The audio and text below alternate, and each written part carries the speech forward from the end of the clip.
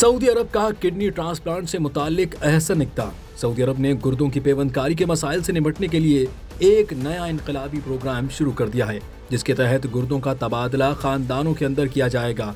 Saudi centre for organ transplantation ने बुध के रोज national kidney exchange programme का आगाज किया है। इस प्रोग्राम के तहत ऐसे अफराद के खानदानों के दरमियान गुर्दों का तबादला किया जाएगा जिन्हें गुर्दे की पेवंदकारी की जरूरत होती है। अगर जिंदा शख्स की तरफ से अतिया किया गया गुर्दा मरीज से मैच न करे तो वो गुर्दा उसके खानदान में अतिया किया जाएगा। इस प्रोग्राम का मकसद जिंदा अतिया दहंदगान की तादाद में इजाफा करना और अतिया दहंदगान और मरीज के दरमियान खून और बाफ्तों की अदम मुताबिकत के मसले पर काबू पाना है, ताकि गुर्दे की पेवंदकारी के लिए तवील इंतजार करने वाले मरीजों के लिए ज्यादा से ज्यादा मौके फराहम हो सकें।